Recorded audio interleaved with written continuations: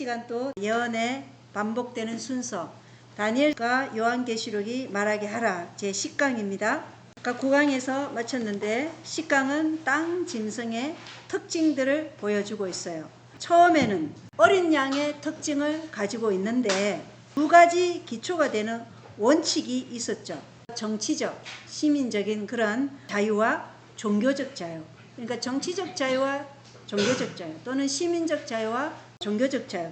이 두 가지 원칙이 땅 짐승의 두 가지 특징이었는데 이 두 가지 원칙이 헌법에 제정되어 있으나 결국 이 땅 짐승 미국은 헌법에서 이 두 가지 원칙을 거부하게 될 것이라는 것을 우리가 알 수 있어요. 예언에 의하면 더 이상 양처럼 행동하지 않고 용처럼 말할 것이기 때문에 어떻게 그렇게 말할 것인가? 이 말을 한다는 것은 법을 통해서 입법부와 사법부를 통해서 그렇게 말할 것이다. 법을 세워서 그렇게 말하고 또는 이 법을 지키지 않으면 처벌을 하겠다는 그러한 것으로 용처럼 말할 것이다. 이것을 땅의 짐승의 특징들인데 여기 우리의 조사는 바다 짐승의 상처를 치유할 짐승은 모든 나라들 중 가장 그럴 법하지 않은 존재라는 사실을 드러낼 것이다. 그것은 이중 인격을 가지고 있어 한 가지를 주장하지만 다른 것을 행할 것이다. 엘렌 화이트는 그것을 다음과 같이 지적했는데 대쟁투 439쪽에서 440쪽을 읽어보겠습니다. 1798년에 어떠한 나라가 신대륙에서 위대한 미래를 예상시키면서 전 세계의 이목을 집중시키는 가운데 일어났는가? 이 표상이 무엇을 말하는지는 매우 명백하다. 이 예언과 모든 점에 있어서 부합되는 한 나라, 오직 한 나라가 있는데 그것은 곧 북미 합중국이다. 역사가와 평론가들은 이 나라의 기원과 성장을 묘사할 때 무의식 중에 이 성경 기사의 사상을 거의 그대로 되풀이해서 사용하였다. 그 짐승의 모양과 나타나는 상황을 볼 때 그것이 표상하는 나라는 이미 나타났던 상징들이 대표한 세력들과는 같지 않다. 세계를 지배한 강국들은 하늘에 내 바람이 큰 바다로 몰려 불 때에 올라오는 맹수들로 선지자 다니엘에게 나타났다. 요한계시록 17장에서 한 천사는 물은 백성과 무리와 열국과 방언들이니라고 설명하였다. 바람은 전쟁을 표상한다. 그리고 내 바람이 바다에 크게 몰려 부는 것은 모든 나라에서 세력을 잡기 위하여 일어나는 정복과 혁명의 무서운 장면을 표상한다. 그러나 새끼양과 같이 두 뿔을 가진 짐승은 땅에서 올라왔다. 이와 같은 모양으로 표상된 나라는 자기 스스로를 확립하기 위하여 다른 세력을 넘어뜨리는 대신 일찍이 아무에게도 점령된 일이 없는 지역에서 일어나서 점진적으로 또한 평화롭게 자라난 나라이어야 한다. 그것은 인구가 많고 전란이 그칠 사이 없는 구대륙의 나라들, 곧 백성과 무리와 열국과 방언들로 이루어진 거친 바다에서 일어나는 나라는 될 수 없다. 그 나라는 서방구의 대륙에서 찾아야 할 것이다. 네, 그래서 바벨론, 메데바사 그리고 그리스, 로마 제국 다 바람이라는 이 전쟁을 통해서 일어난 나라지만 미국은 그렇지 않고 조용하게 어린 양 같은 그런 모습으로 나왔지만 나중에 용처럼 말을 하게 되는 그런 짐승이라는 것입니다. 그래서 이 나라는 그런 유럽에서 찾을 것이 아니라 서방구의 대륙에서 그 나라를 찾아야 하는데 그것이 미국이라는 것을 말해주고 있어요. 엘렌 화이트의 평가가 옳다는 것을 어떻게 확신할 수 있는가라는 질문에 대해서 다음 특징들을 한번 살펴보겠습니다. 첫 번째, 우리는 땅 짐승이 인물이 아니라 한 나라를 상징한다는 것을 알고 있는데 이는 예언 속 짐승은 한 나라를 상징하기 때문이라는 것입니다. 예언에 나타난 짐승은 한 나라 또는 한 왕국을 나타낸다는 것이죠. 그래서 다니엘 7장의 작은 뿔이 요한계시록 13장의 바다 짐승과 같은 권세를 가지고 있다는 사실은 뿔과 짐승 모두 왕국을 상징할 수 있음을 보여준다는 것입니다. 그래서 저명한 성경 주석가 아담 클라크는 이 어린 양처럼 뿔을 가진 짐승에 대해 다음과 같이 언급했는데 한번 읽어보도록 하겠습니다. 7머리를 가진 짐승이 10뿔을 가진 것으로 묘사되는데 이는 라틴 교회를 지지하기 위해 함께 동맹을 맺은 수많은 왕국들을 상징하듯이 땅에서 올라오는 짐승 또한 2개의 뿔을 가지고 있으며 그 뿔들은 결과적으로 2개의 왕국을 나타내야 한다. 왜냐하면 만약 짐승의 뿔이 요한계시록의 한 부분에서 왕국들을 의미한다면 이 책의 다른 어떤 부분에서든 이 상징이 유사한 방식으로 사용될 때에는 왕국들이 의미하는 것이어야 하기 때문이다. 예. 그래서 이 아담 클라크는 개신교 성경 주석가예요. 그런데 이 7머리를 가진 짐승이 10뿔을 가진 것으로 묘사하고 있는데, 이는 라틴 교회를 지지하기 위해 함께 동맹을 맺은 수많은 왕국들을 상징한다고 지금 얘기하고 있어요. 그래서 땅에서 올라오는 짐승 또한 2개의 뿔을 가지고 있으면 이 뿔들은 결과적으로 2개의 왕국을 나타내야 한다. 이 2개의 왕국은 미국이 2개의 왕국이라는 것이 아니에요. 2개의 원칙, 아까 시민적, 종교적 원칙이 있다 그랬잖아요. 그것을 2개의 왕국이라고 표현하는 것입니다. 그리고 두 번째 땅 짐승은, 바다 짐승이 42달이 끝나갈 무렵 치명적인 상처를 입으려고 할 때인 1798년의 나라를 이루었다는 것입니다. 그래서 1776년에 미국이 영국으로부터 독립 선언을 하고, 그리고 1787년에 헌법을 제정하고 1791년에 수정조항으로 헌법을 다시 제정합니다. 그리고 이것이 권리장전이 비준된 해예요. 그리고 미국의 헌법의 처음 10개 수정조항으로 시민의 기본 권리를 여기에 기록되어 있어요. 그래서 언론과 종교의 자유, 그리고 배심원, 재판권 등을 보장하는 연방정부의 권력 남용을 막는 역할이 이 1791년에 제정된 권리장전이라는 것입니다. 그래서 미국이 1776년, 1787년, 1791년 교황권이 쇠퇴하고 프랑스에 의해 치명적인 상처를 입을 때 이 나라 미국이 부흥하고 있었다는 것입니다. 그래서 다니엘 7장과 요한계시록 13장 1절로 10절의 역사적 흐름은 땅 짐승이 권력을 장악하는 시기를 알려주는데, 예언의 사슬은 다음과 같이 말해주고 있다는 것입니다. 첫 번째가 사자 바벨론 BC 605년부터 539년, 그리고 곰은 메데 페르시아 BC 539년부터 331년, 표범은 그리스 BC 331년부터 168년, 그리고 용 로마는 BC 168년부터 AD 476년, 열뿔로 분열된 로마는 AD 476년부터 538년, 그리고 작은 뿔 바다 짐승은 한때와 두때와 반때 동안의 교황권 로마인데 AD 538년부터 1798년, 그리고 칼에 상처를 입고 포로로 끌려간 작은 뿔 바다 짐승은 AD 1798년부터, 그리고 바다 짐승이 치명적인 상처를 입고 포로로 끌려갈 때 올라오는 땅 짐승이 이제 미국을 가리키죠. 그래서 이 세계적인 통치 권세는 칼의 상처를 입고 포로로 끌려간 이 작은 뿔 바다 짐승 AD 1798년부터의 교황권은 어떤 세력이냐면, 치명적인 상처를 입어 죽게 된 상태는 있으나 여전히 있는 상태. 정치적인 권력은 잃었지만 뭐는 가지고 있다는 거예요?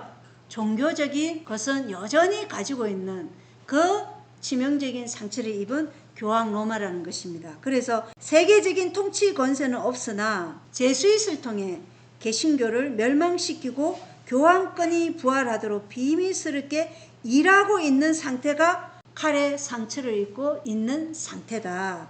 그래서 정치적 군사력은 죽은 것 같아요. 세상이 보기에. 왜냐, 힘이 없으니까. 전혀. 그렇지만 종교적 세력은 여전히 있는 작은 뿔 바다 짐승이 1798년부터 미국이 이제 짐승의 형상을 세워서 부활할 교황 로마를 온전히 그 첫 번째 짐승에게 권능을 주기까지가 이 1798년부터의 미국이 짐승의 형상을 세울 때까지, 그래서 8번째 교황이 세워지기 전까지를 말하고 있다는 것입니다. 그래서 계시록 13장 10절로 11절에 보면 읽어보겠습니다. 포로로 끌고 가는 자는 포로로 끌려갈 것이요 칼로 죽이는 자는 반드시 칼로 죽임을 당하리니 여기에 성도들의 인내와 믿음이 있느니라. 내가 보니 또 다른 짐승이 땅에서 올라오는데 그는 어린 양같이 두 뿔이 있고 용처럼 말을 하더라. 예, 포로로 끌고 가는 자는 포로로 끌려갈 것이요 칼로 죽이는 자는 반드시 칼로 죽임을 당하리니. 그래서 교황권이 자신들이 세속적 권력을 1260년 동안 휘둘렀지만 다시 세속적인 칼로 인해서 교황권도 죽게 된 상처를 입고 포로로 끌려갔다는 것은 포로 상태가 되었다는 것입니다. 더 이상 핍박하지 못하는 상황이 되었다는 것이죠. 그래서 1798년부터 현재까지 지속된 치명적인 상처를 입은 포로 상태가 지금의 교황 로마의 상태라는 것이에요. 세속적인 정부의 통제로 인해 교황권이 과거 1260년에 그러한 압제와 폭정의 권력을 휘두를 수 없는 상태가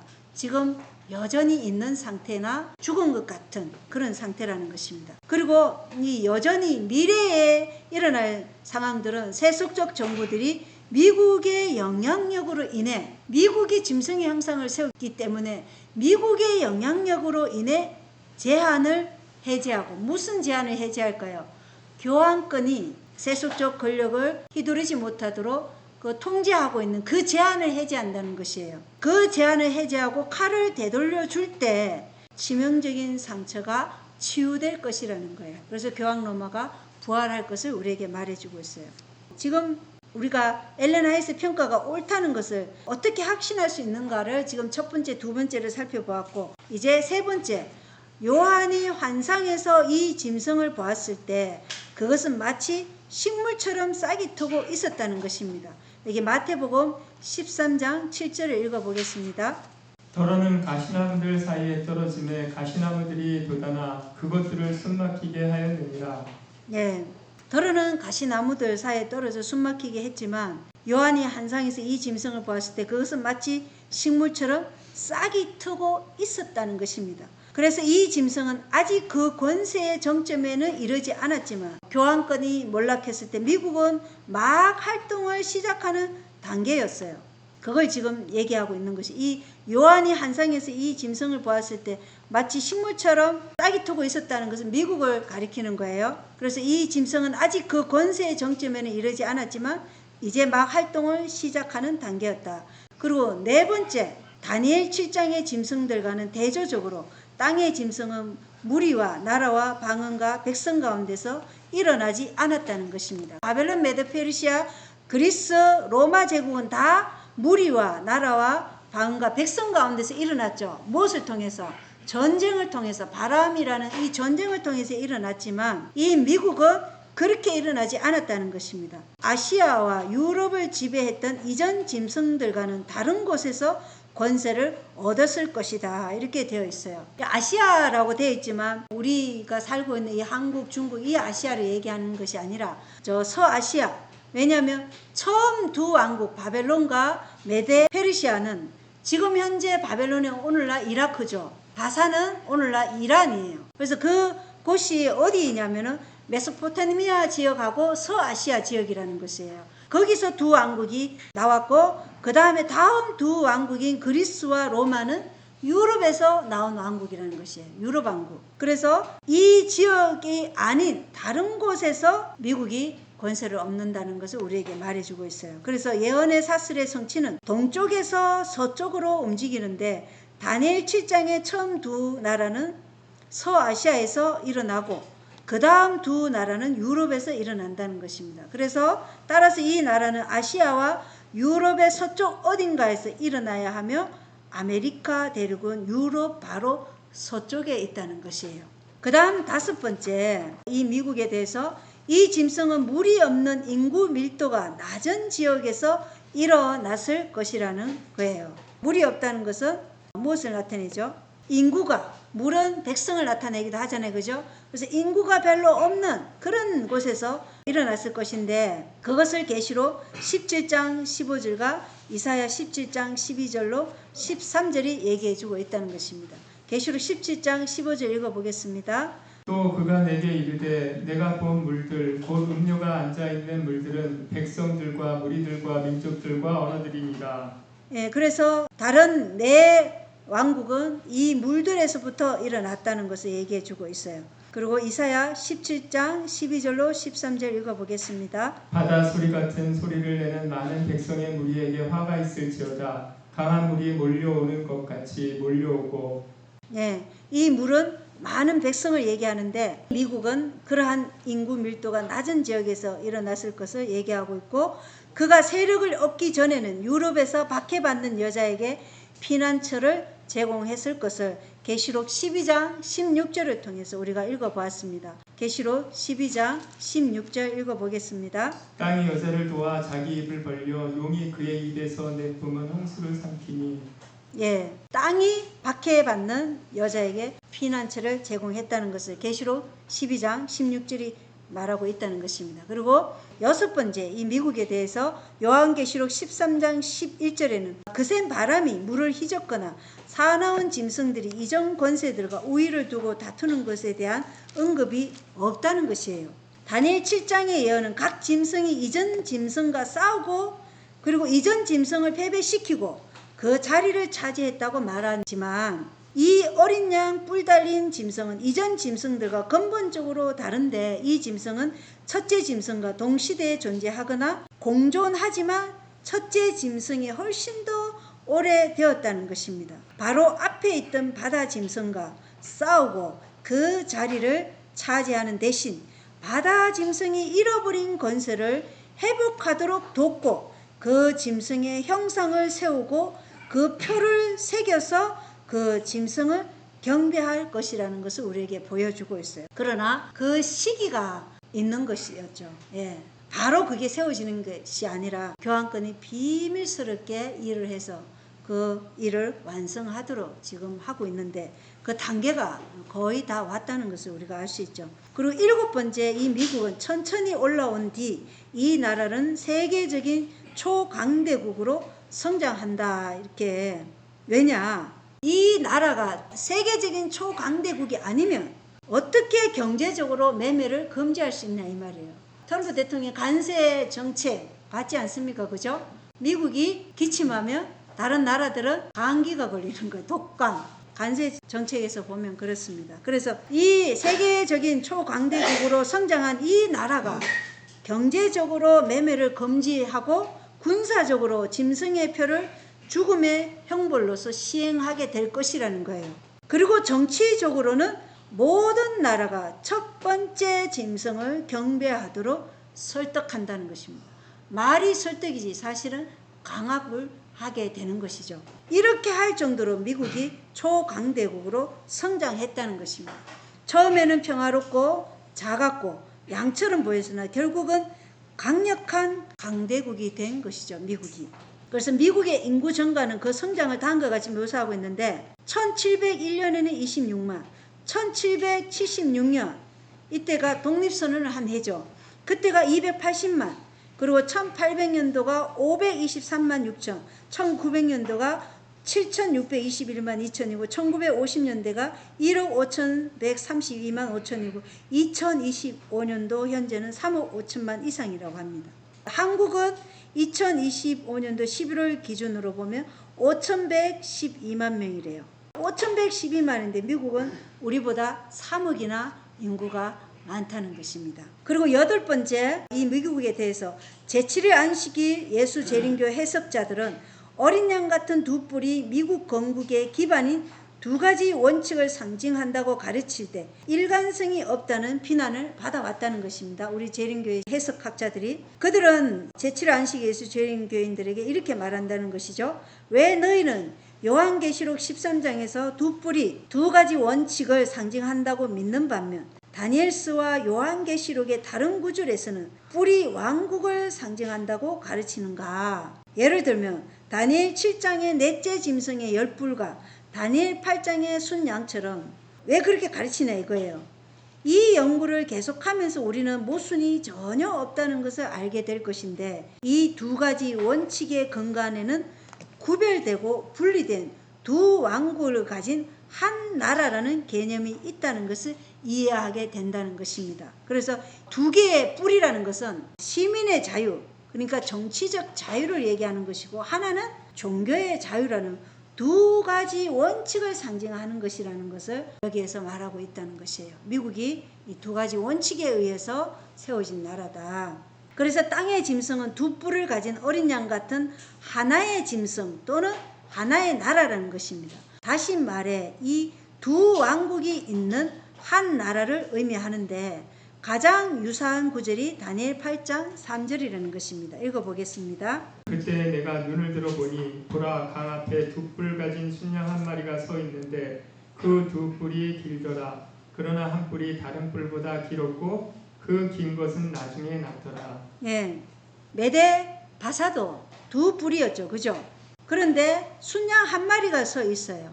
처음에는 두 개의 나라였어요. 메대와 바사. 처음에는 메대가 더 강했죠. 그런데 나중에 이것이 바사로 통일되는 그러한 한 왕국이라는 것입니다.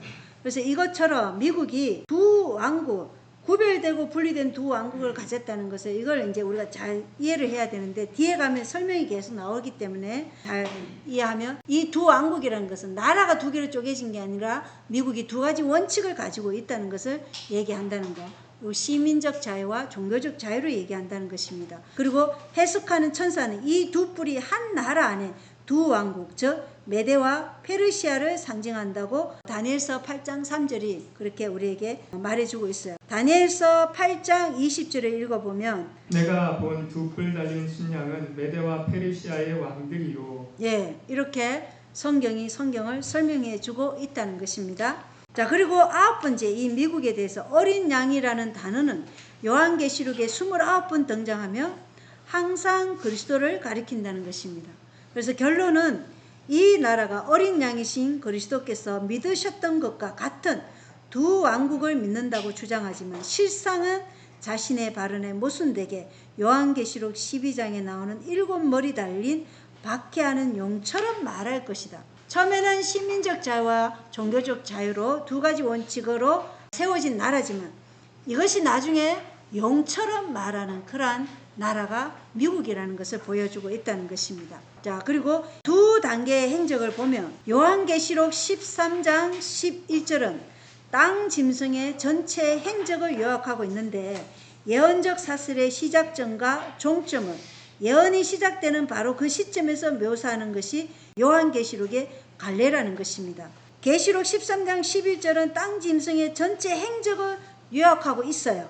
그런데 예언적 사슬의 시작점과 종점을 예언이 시작되는 바로 그 시점에서 묘사하고 있는 것이 요한계시록의 갈래다. 그래서 요한계시록 13장은 어디서부터 시작해요? 로마 제국부터 시작해서 반대로 가잖아요. 그죠? 로마 제국 헬라, 그 다음에 메데바사 바벨론으로 가듯이 이 계시록 13장 12절은 땅 짐승을 보여주고 있는 것이에요. 거기서부터 시작한다는 것입니다.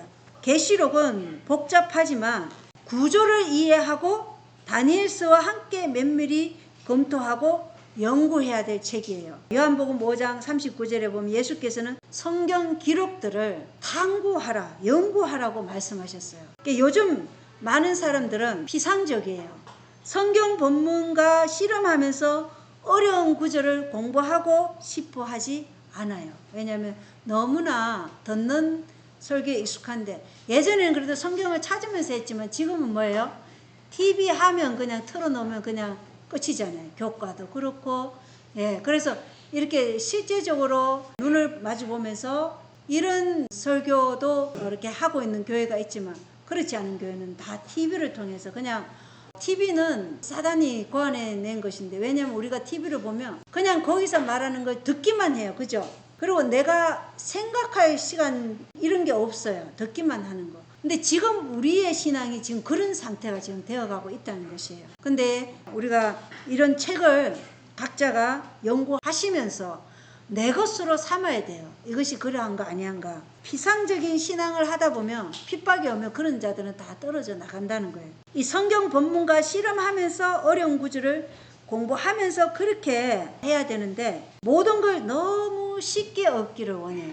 간단하게 그냥 착 이렇게 해주면 우리가 착 이해할 텐데 이렇게 너무 쉽게 얻기를 원하기 때문에 듣는 설교에 익숙하다는 것입니다. 그래서 이게 머리가 아프면 정상을 치료하려 하지만 질병 그 자체를 사실은 치료해야 돼요. 그래서 우리가 예언에 대해서 지금 이러한 말씀들이 이거 지금 잘 모르겠다 이해가 안 되면 다니엘서와 요한계시록을 100번을 읽어보면 다 이해가 되실 겁니다. 어떤 분은 100번을 읽었다 그러더라고요.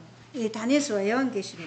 자, 그래서 이 성도들은 현대 진리에 대해 올바른 지식을 가져야 하고 다가올 일들에 대비해서 하나님의 백성들을 영적으로 말씀으로 굳게 설 수 있도록 강화하는 게 이 성경 연구의 목적이라는 것입니다. 이 성경 연구의 목적이 우리가 다가올 일들에 대해서 대비하고, 그리고 우리가 어떠한 핍박이나 환난이 올지라도 영적으로 말씀으로 굳게 설 수 있도록 강화하는 게 이 성경 연구의 목적이에요. 이제 이게 강화가 되면 우리가 굳게 설 수 있는 기초 기둥이 튼튼하다는 것입니다. 그래서 우리가 레바논의 백향목처럼 예수 그리스도가 생명수이기 때문에 그 생명수의 뿌리를 깊이 내려야 돼요.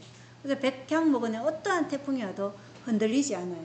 그러한 자들은 나중에 종려나무 가지를 하늘에 가서 흔들 수 있지 않겠습니까? 그래서 요한계시록 13장 11절에서 땅 짐승이 어린 양 같은 두 뿔을 가지고 있지만 용처럼 말한다고 묘사할 때, 이것은 그 짐승이 활동 초기부터 어린 양과 용의 행동 둘 다를 동시에 한다는 것을 의미하지는 않는다는 것이에요. 처음부터 어린 양 같고 또 용처럼 말하는 것이 아니라 처음에는 어린 양 같았는데 나중에 용처럼 말한다는 것이죠. 땅에서 처음 나올 때는 어린 양처럼 두 뿔을 가지고 있다가 후에 여전히 머리에 어린 양 같은 뿔이 있는 동안에 용처럼 말하는 것이 미국이라는 것이에요.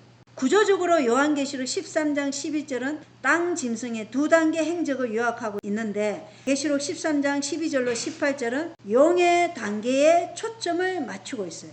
13장 12절로 18절은 이 미국이 용의 단계에 있는 그 상태에다가 초점을 맞추고 있다는 것입니다. 이 예언은 땅에서 돋아났을 때 땅 짐승이 온순했음을 지적하는데, 그것은 한 나라 안에 두 왕국이 동시에 그러나 별도로 존재하는 것을 지켜냈다는 것입니다. 1260년 동안의 교황권과는 대조적으로 땅 짐승은 교회 왕국과 국가 왕국의 분리를 상징했으며, 그 결과 하나님께서 주신 양도할 수 없는 정치적, 종교적 자유라는 원칙이 세워졌던 곳이 바로 미국이라는 것입니다.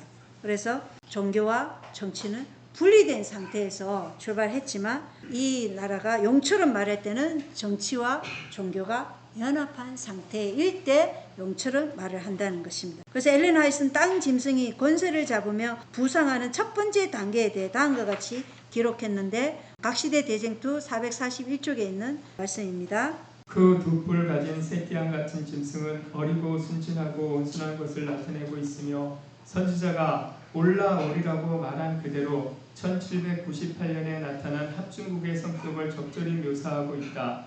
아메리카로 피하여 와서 거기서 왕의 압박과 신부들의 박해에서 피난처를 얻은 그리스도인들 중에는 정치와 종교의 자유를 큰 기초로 삼는 정부를 세우기로 결심한 자들이 많았다. 그들의 견해는 모든 사람은 평등하게 창조되었고 생명과 자유와 행복을 추구하는 데 있어서 남에게 양도할 수 없는 권리를 부여받았다는 큰 진리를 밝혀주는 독립선언서에 명시되어 있다. 그리고 헌법은 자치의 권리를 국민에게 보증하고 일반 투표에 의하여 선출된 대표자들이 법률을 제정하고 집행할 것을 규정하고 있다. 신앙의 자유가 인정되어 각 사람은 자기 양심의 명령에 따라 하나님을 경배하도록 허용되었다. 공화 정체와 개신교의 원칙이 국가의 기본 원칙이 되었다. 그 원칙들이 능력과 번영의 비결이 된 것이다. 네, 미국은 공화 정체와 개신교 이 원칙이 국가의 원칙이 되었다는 것입니다. 양심의 자유에 의해서 하나님을 경배할 수도 있고 또 원하지 않으면 안 할 수도 있는 것이죠. 종교는 강요에 의해서 되는 것이 아니라는 것이에요. 그리고 여기 공화 정체라는 것은 주권이 국민에게 있고 국민이 선출한 대표나 기관을 통해 주권이 행사되는 정치 체제를 말하는데, 우리나라도 그렇죠. 예, 그래서 미국 번영의 비결이 뭐라는 거예요? 공화 정체와 개신교 원칙이 미국 번영의 비결이었다고 지금 얘기하고 있어요. 이 기본 원칙을 거부하면 미국은 쇠퇴할 것입니다. 왜냐하면 하나님이 미국이 번영하도록 하게 한 기본적인 두 가지 원칙이 공화 정체와 개신교 원칙이기 때문에 그렇습니다. 그래서 엘렌 화이트는 국가적인 1월 휴무법이 미국에서 제정되면 미국은 곧 파멸될 것이다 이렇게 기록하고 있는 것이죠. 미국이 종교와 국가를 연합하면 미국은 곧 파멸될 것을 말하고 미국의 파멸은 곧 이 세상의 종말을 알린다는 것입니다. 그래서 우리가 이 미국에 대해서 잘 살펴볼 필요가 있어요. 계시록 13장 11절부터 18절까지는 이 미국에 대해서 조명해 주고 있는 것이죠. 그러나 예언은 땅 짐승이 나중에 그 자신의 활동에서 스스로의 창립 원칙을 부인하고 요한계시록 12장 17절에 나오는 7머리와 10뿔을 가진 박해하는 용처럼 말할 것이라고 우리에게 말해주고 있어요. 용은 엄밀한 상태의 사탄을 얘기하는 것이죠. 왜냐하면 이 용은 자신의 대리자를 통해서 지금 일하고 있기 때문입니다. 이 용은 1260년 동안 교환권을 이용했던 것처럼 땅 짐승을 꼭두가시처럼 사용하여 분노를 터뜨릴 것인데 자신의 설립 원칙을 부인하면서도 그것을 지지한다고 주장하는 땅 짐승은 바다 짐승 앞에서 자신의 일을 수행하고 권위를 행사하고 모든 사람에게 짐승을 경배하도록 명령하고 짐승을 기리기 위해 그의 형상을 만들고 매매를 금지하고 성도들에 대한 사형 선고를 내리고 바다 짐승의 표를 받지 않으면 종교적 시민적 자유를 박탈할 것이라는 것이 바로 미국이에요. 사람들은 일곱째나 토요일 안식일을 지키는 재림 성도들을 율법주의자라고 비난해요. 그런데 아이러니하게도 일요일 법을 강화할 때 그렇게 일곱째나 안식일을 지키는 제7회 안식 예수 재림교인들을 율법주의라고 말한 그 사람들이 일요일 법을 강화할 때는 그 똑같은 사람들이 일요일을 지키지 않으면 죽일 것이라고 말한다는 것이에요. 똑같은 사람들.